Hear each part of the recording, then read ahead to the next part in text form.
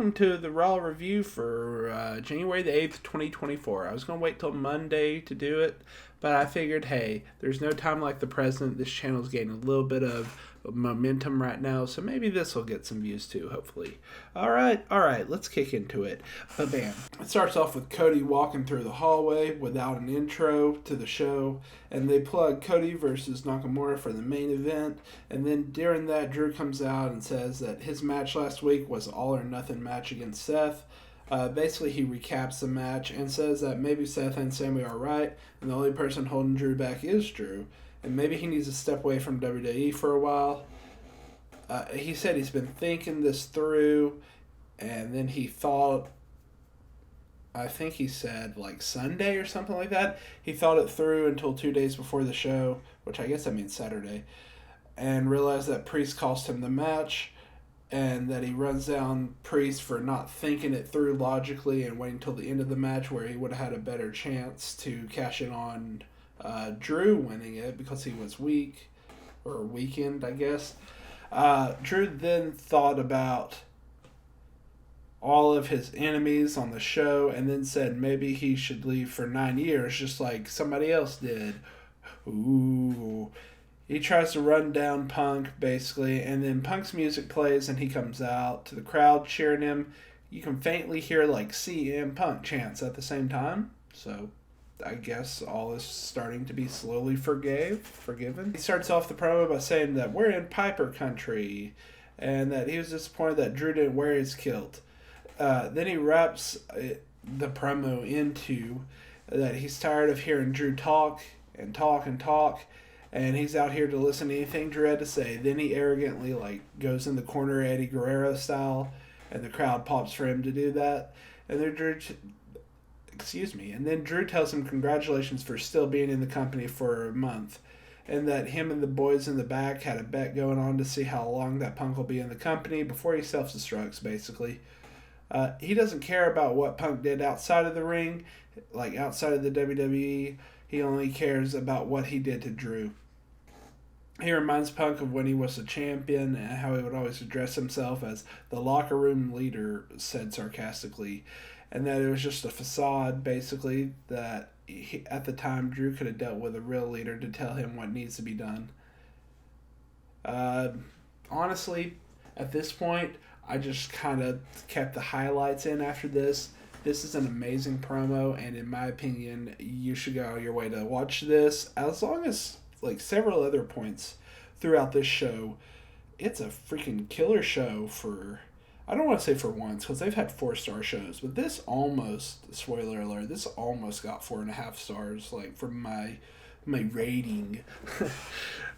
God, this was such a great show, though, sarcasm aside. So here are the highlights, right? Get us back on track. Drew tells Punk that he's the leader now, and he mimics him doing the Eddie Guerrero corner rest taunt. And then Punk said that he followed Drew's lead. He decided to come back, and that if Drew saw a dark side of Punk, it says more about Drew than it says about Punk. When he delivered that line, the crowd for a second kind of just went ooh, they started to boo him, but then they were like, oh, all right, let's hear him out. And he also said, what did he also say? He said that he's a real nice guy until it's time not to be. Or until you use real glass and tell him to get over it. He looks at his watch and he said it's starting to get that time. He's here to win the Rumble and Main Event Mania. Drew says he has a problem because he's done what Punk wanted to do, but didn't do. Hold on. He's done what Punk didn't do, but he didn't do it for himself at the time. He did it for the entire world. This time he's entering the Rumble for himself and winning the title for himself. Punk said he's going to walk away and be the bigger man, and that nobody's going to stop him from winning the Rumble. But due to him being a nice guy and a leader to leader, he's going to throw Drew out last. Freaking a 5-star promo. This is the feisty Punk that we saw at AEW when he wasn't like hated by everybody and their brother. This was the Punk we saw against like MJF and that promo against Eddie Kingston. I love this side of Punk. Let's go. All right, after that, commentary gives a rundown of what to expect tonight, but that doesn't matter right now because it's time to rise for the Judgment Day. Or at least Finn and Damien, because it's a one-on-one with manager match between Finn with Damien as his manager against Tommaso Ciampa with Johnny Gargano as his manager. Before they get to the ring, they did something interesting. Ciampa gives a promo as he's like walking to the ring saying like, oh hey, 2023 was the reunite of DIY, 2024 is going to be their year, they're going to win the tag team championships this year. And that was pretty crazy. I liked it.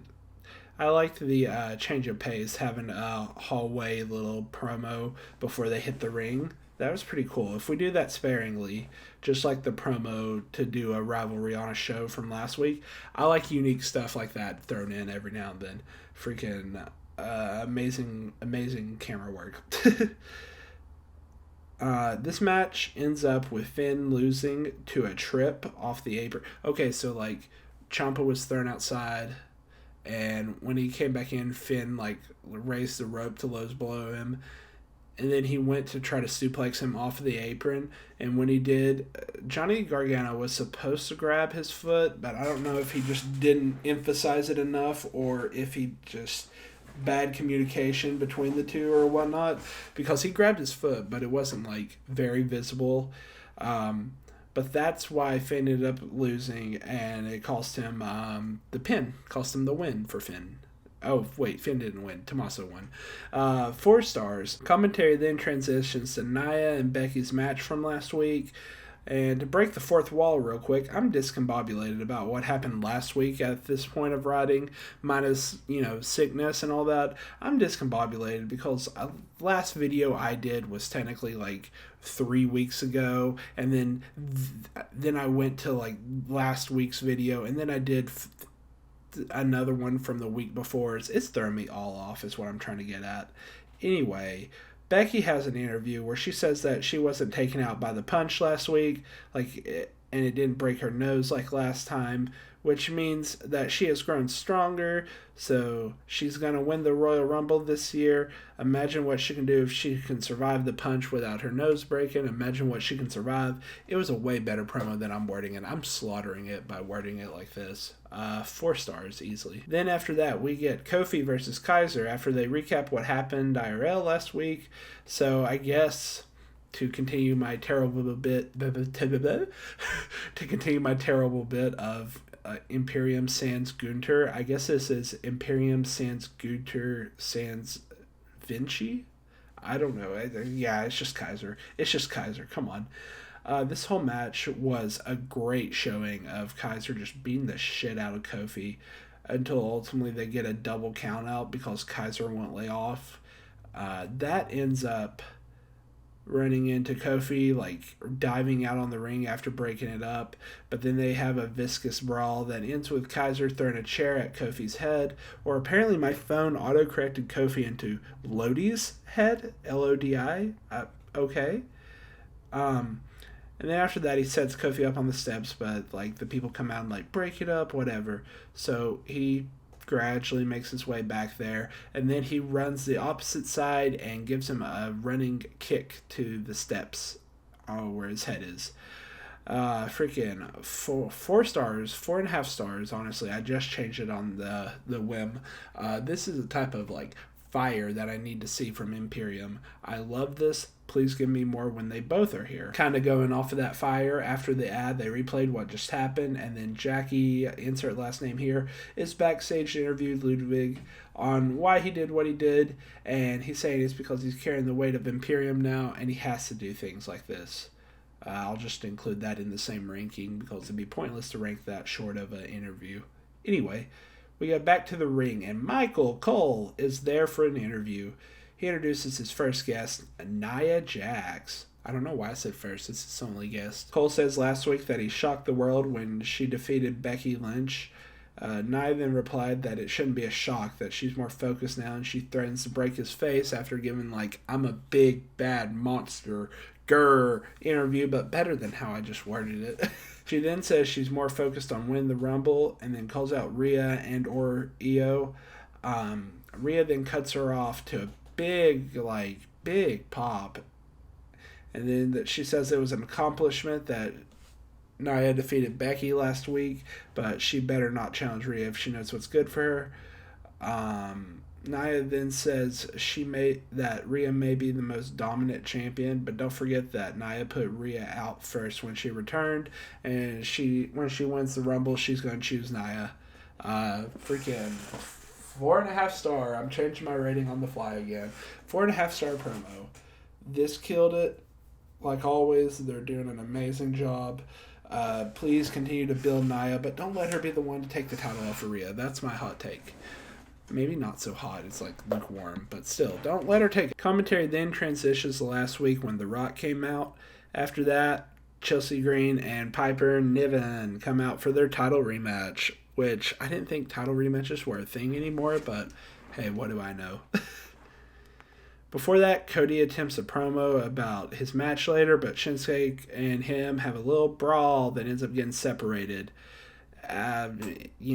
Piper and Chelsea end up losing because she ends up trying to help Piper up to the turnbuckle, and they have a miscommunication, which ends up with Chelsea taking the Vader bomb, and the champs end up retaining after giving Piper a flying code breaker to knock her out. And then, or whatever they call it now, I suppose. And then they did the keg stand to retain on Chelsea Green. And that's an awesome finisher. 4 stars. Easily 4 stars. Commentary then says that the main event is now a street fight due to that brawl that just happened. And they show a video that needs to be put honestly in the Smithsonian afterwards about R-Truth. How after he was born, the first thing he told the doctor was he's going to be a member of the Judgment Day. I'm going to try my best not to quote this verbatim. I recommend you looking it up. It is more funny than I could even put it into words. Not saying I could put it into words that well, but definitely look it up. They then do a rundown. Oh, by the way, that video, 4.5 stars easily. Mwah, masterpiece. They then do a rundown of the card, and JD is backstage. Judgment Day, by the way, this time. I had to skim through my notes again. Judgment Day, not just JD, but he's also there. Judgment Day is losing it, but Priest finds it kind of amusing. Oh, sorry, that time JD was in my notes. It's actually JD, not Judgment Day. God, this is getting confusing. Anyway, he's losing it backstage, but Priest is kind of finding it kind of amusing. Rhea asks when they're going to be done with Truth, and Priest says that he'll handle it. Then Finn says that DIY... They end up transitioning into a talk about DIY, and then Finn says that DIY will need CPR by the time he's done with them. Priest ends up getting heated on why they aren't targeting Drew, and then Rhea counters that, saying they don't need him as an enemy, probably because they have enough as it is. Priest and her butt heads for a moment, go back and forth how it wasn't Priest says it wasn't smart to make an enemy out of Nia, and they go back and forth for a little bit, and then they all get back on the same track and talk about how JD is going to handle the Miz massive L, which is coming up next. They didn't word it like that. Imagine like this serious talk, and then Rhea's like, Oi, JD, you better give him a massive L, mate. I'm so sorry. I can't do an Australian accent. Alright, 4 stars. JD and The Miz end up having a match that ends with JD taking a skull-crushing finale, and Miz gets a big old W. Oh, by the way, sometime in this process, Truth came out. I'll be honest, this was a point I had to do something in the middle of it, so I didn't get to watch the full match. Sorry. Sometime in this match, Truth came out, and Dom came out to begin with JD. So they're playing it off as like Truth cost JD the match because he was outside the ring. Dom was trying to help him. Truth was distracting him. I use in air quotes because he wasn't even doing nothing. And then The Miz came in and gave him a drop kick through like the third rope. But Truth really didn't distract him, but commentary's playing it off like that. So I guess Truth distracted him, and then he get thrown back in the ring, Skull Crush finale. And then, as The Miz is raising his hand, Truth comes in the ring and celebrates with The Miz to end the segment. 4 stars, just because Truth saved it from a 3-star. After that, we transition to Rhea backstage saying that this can't keep on happening, and she's going to talk to Pierce about their plan for next week. That's also ranked into that 4 stars, by the way. I got a little ahead of myself. After that, we see Seth backstage. He's coming out to the ring after the break. He does that after the break, comes out to the ring, does his normal intro shtick, and then he talks about how he's never taken a world title into Mania and has never been the headline of Mania, but that changes this year. And then he throws out an open challenge. He's going to be like, who's going to be my opponent at Mania? Crowd starts chanting CM Punk, but then he says that maybe in his dreams, I don't know, Seth laugh. Seth tries to talk up the locker room, but Jinder ends up coming out to interrupt Seth's speech he was about to give, I guess, and then mocks Seth taunt for a second, and then runs down Seth for singing his own praises, basically. Then he says he was more of a revolutionary in 5 minutes than Seth has been all this year.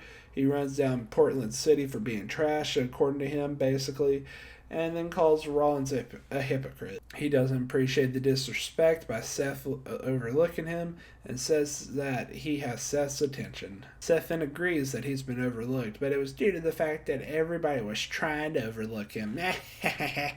Sorry, I really like making fun of Seth's laugh respectfully. He respects him coming back after The Rock humiliated him. He respects that he came back and got back in the ring after that. But he doesn't appreciate him getting in Seth's face. And then he tries to make him swing. He's like, come on, hit me.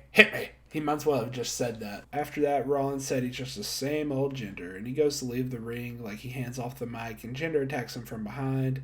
They have a back and forth brawl until Seth gets the best of Jinder, and we fade into the next segment. I hate to say it, 3.5 stars. This was a generic Seth promo combined with, like, Jinder wants to give enthusiasm, but he doesn't know how to, I feel, maybe. So, kind of like, lowered the ranking a little bit, in my opinion. But hey, they're going to have a match next week. Maybe this is a different Jinder. And honestly, I'm a Jinder Mahal fan. I want him to do well. I've always seen potential in him. It's just he can never get past his ceiling. Commentary then transitions into an ad for the street fight later on, which, by the way, I don't know if I said or not, but they changed it up to a street fight, the main event. And we get Otis with the new American Alpha, Sans Gable now, against Ivar, but not before advertising Backlash, and apparently it's going to be in France. Ooh wee. I apologize. Sorry, all my French viewers. Making you all say pourquoi. Okay, that's all the French I know. I'm gonna shut up now. Commentary tells us that it will be combined 635 pounds in that ring. By the way, good God, that's a lot of meat. And then they have a recap of how the match happened last week, basically. And then we have big boys just beating the big boys out of each other until Ivar wins with a back kick. You know, he does a cartwheel to get out of the way, then do a spinning back kick, and then a doom stop off the top. Tozawa tries to get in his face afterwards, but he shoves him down, and he says something like, "What are you going to do, little man?" And that made me pop more than it should have. Freaking 3.5 stars just for the little man comment. Then we get a Jey Uso interview about how this is the first year in a while that he's going to it solo, no pun intended, without the blood, without his brother, without the bloodline, and that he says it's going to be a new yeet this year. That this year he will win a singles title as he's hyping up himself. Reed, I forgot his first name, sorry, Bronson? Yeah, Bronson Reed comes in a shot and tells him charismatically, basically, not to get in the way. You know what, I'm going to do 3.5 stars. Nah, I'm just messing with you. 4 stars. Because I'm biased and I see a lot of potential in Reed. I didn't watch his NXT run, so that's why I say a lot of potential. I don't know how good he actually is. They then advertised the main event, which is happening next. They come back from commercial and run down this week's card and do a recap of what's happened so far, basically, in Shinsuke and Cody's feud, which was a nice little video package. And then we get the main event street fight, and Shinsuke has killer like lasers. I don't know how to else describe them. Whenever he comes out in his intro, 10 out of 10. Anyways, the bell rings and Shinsuke takes forever just to like start to attack him. He's playing mind games off the bat with Cody. That, however, pissed off Cody, and they get into it. Cody ends up... Here's some highlights, by the way. It's not like the full verbatim match. Cody ends up using a water bottle at commentary, which I always appreciate that spot. He like takes it and bashes it into Shinsuke's head. I always love that spot. Shinsuke uses a broom and then pretends to ride it like a witch. Oh, hell yeah. And then Shinsuke pulls out nunchucks. Nakamura tries to miss Cody, but the timekeeper gets blasted with it instead. They're still selling the miss, so I appreciate that. A lot of awesome spots and spats, honestly, happened throughout the match. I highly recommend watching it, as long as like half of the show, but I recommend watching this if you like an old school kind of street fight feel. Basically, it ends with Cody reversing a Kinshasa, landing a pedigree, which Shinsuke kicked out of.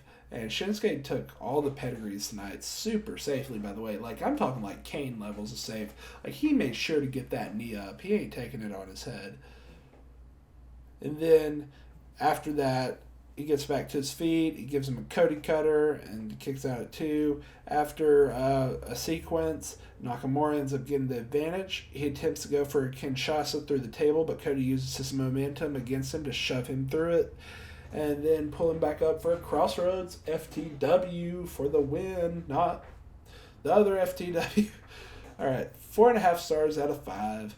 That was a killer match. I'd give it 5 out of 5, but that ending sequence was kind of overdoing it in my opinion. But it was still a cool show. Also, Michael Cole ended up losing his voice at the end of this. The only thing I wrote for the recap of it is that star ratings are stupid. 4 stars. So there you go. That's my opinion on doing star ratings. All right. Hey everyone, Modern Dylan here while I'm editing this. Just wanted to say thank you for watching. I still got a little bit of a momentum, so I appreciate y'all giving me that. If you want to watch more after this review, should have one up. What's today, Monday? Yeah, so I should have one up tomorrow. Anyway, if I don't, just keep on tuning in. There'll be a Raw, SmackDown, ECW. Raw or SmackDown reviews eventually. All right, bye.